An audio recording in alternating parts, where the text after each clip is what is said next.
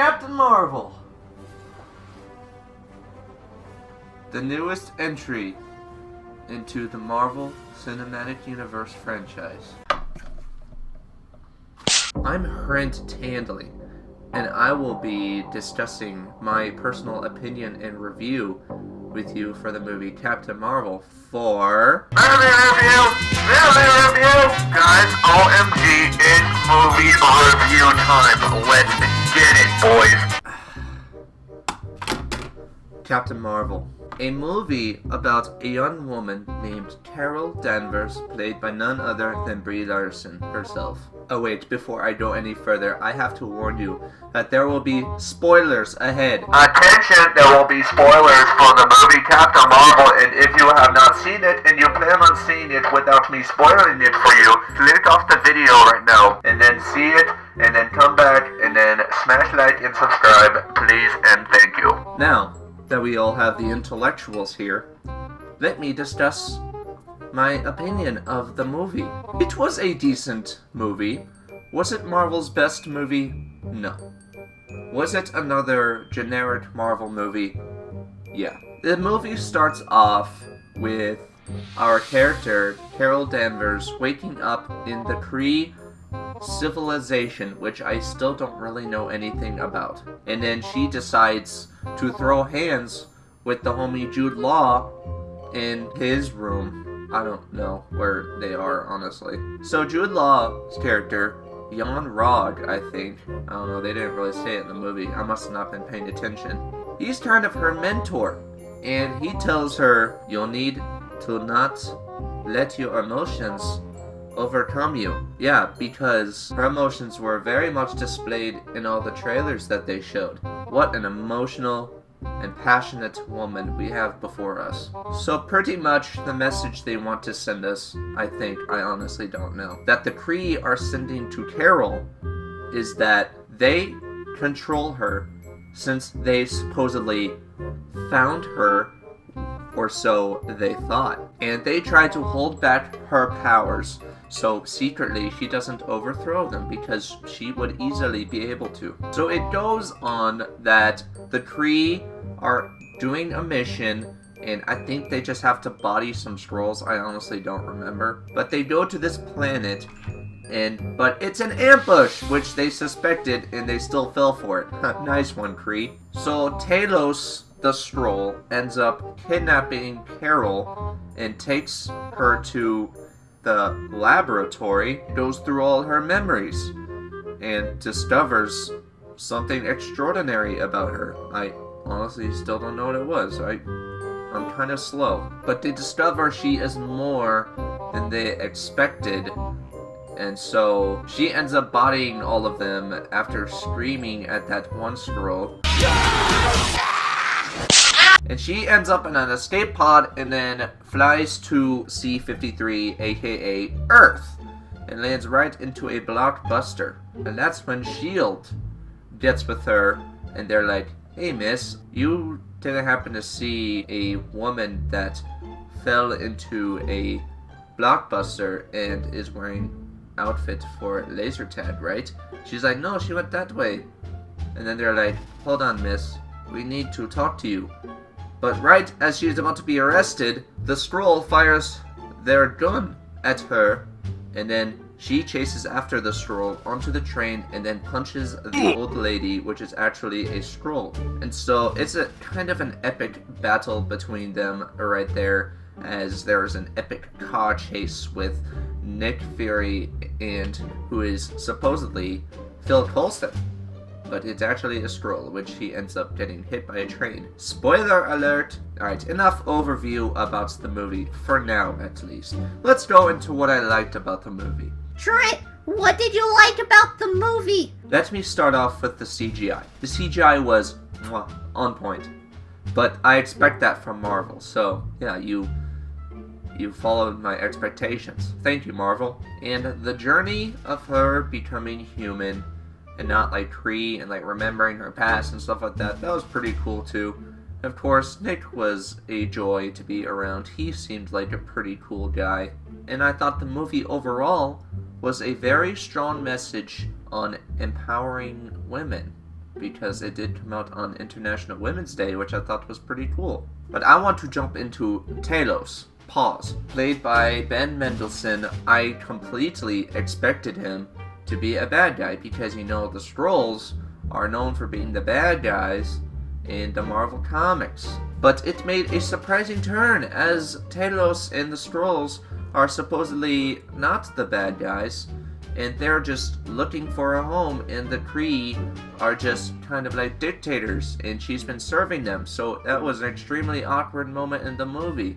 But Ben Mendelsohn's portrayal as Talos, I enjoyed his character a lot. Even if he would have been a villain, that would have been pretty cool. He was surprisingly pretty funny. He had some goofy moments in it, because, you know, Ben Mendelsohn played Krennic in Rogue One, and that one guy in The Dark Knight Rises, and, you know, Nolan Sorrento from Ready Player One. So yeah, I completely expected them to be a bad guy, because that man can play a real villain. I mean, look at that man. That is a man and a half right there. Yeah, I didn't really despise anyone in that movie. I didn't really hate anybody. I thought they were special in their own way, so that was nice. Even Goose even had his own little thing, which was pretty cool, where he turned into a giant Davy Jones Squidward tentacle monster straight out of hell, and just bodied some people and swallowed the Tesseract, which they didn't really explain how it got there. I think it did, but I'm just not an intellectual. Trent, what could have been better about the movie? In all the origin Marvel movies, you know, they did a good job explaining that character's origin, like Iron Man, Captain America, like all of them that had the origin story. I got to know them very well, and I enjoyed getting to know them. Captain Marvel didn't do as good of a job. She could have been introduced better. I still didn't really know who she was, and pretty much the whole movie was her like being empowered and stuff like that. But I was like, who are you? Like, I don't know enough about you to fully support you. But that's just my personal opinion. I'm sure I will get to know her a lot better in Avengers Endgame, when she made that appearance in the post-credits scene, just right behind them, which hopefully it was Ant-Man that brought her back from the quantum realm. I'm really hoping that's what happens. I don't know, she was just kind of like this random person who, I guess they expected us to already know who she was. And I was just like, I don't know who you are. I didn't know who any of them were. The story was pretty good. It was just kind of another generic one. It was kind of like Thor, the first Thor movie all over again. The Frost Giants were supposedly the bad guys, but then it's like, oh, surprise, they're just the victims. That's kind of how the Skrulls were in this movie. But I like the scene at the end where Jude Law was like, you don't have to prove yourself to me and fight me without your powers. And she was like, dude, are you serious? And then she just absolutely yeeted that man into a rock, which I thought was pretty cool. Which is a message for slow people like me, that women don't need to prove themselves to men, and that they are stop stuttering, they are their own thing, which I thought was pretty cool. Yeah, the story kind of felt a bit rushed at times. The movie was only like 2 hours long, so they probably could have taken like 10-15 minutes more to like explain some more stuff, because it went a little fast for your boy. But before I end this movie review, I have to talk about how Nick Fury lost his eye. He said at some point in The Winter Soldier that the last time he trusted somebody, he lost an eye. He trusted a dang cat. And that was after he learned it was actually the Squidward monster from HE Double Hockey Sticks. And then he held the cat like this, right by his face. I was like, Nick, are you kidding me? You brought this on yourself, big fella. Don't go over crying to Captain America saying, oh, last time I trusted somebody, I lost an eye. You brought that on yourself, big fella. Cats have claws. They can eat your face. And then, boom, he said his eye was fine at dinner at the house, but really, it wasn't fine, and he'll proceed to get his iconic eye patch. Yeah, he didn't seem mad at all that he lost his eye. Like, I'd be pissed.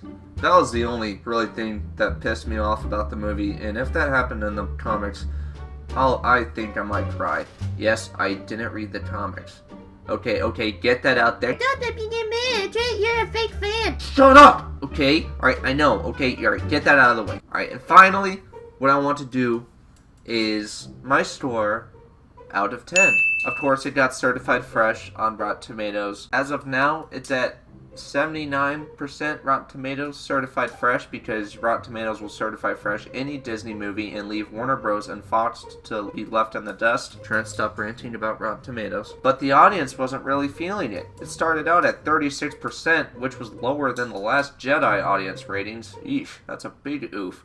But it jumped all the way to the 50s, so I was like, okay, I guess that's an improvement. A 7.6 out of 10. Because there was some good character development in some parts, especially between Captain Marvel. It obviously could have been better, but it was still pretty good. And just because the CGI was on point, and like other visual stuff like that, and it was just a fun movie overall. And lastly, would I recommend this? I would recommend it because it is very important for Avengers Endgame. Speaking of Avengers Endgame, if you guys want me to review that movie, I can most definitely do that. Alright guys, thanks for watching this movie review. Hopefully you guys enjoyed it. Smash like and subscribe if you enjoyed this video, and subscribe to join the herd, and I'll see you guys in the next video.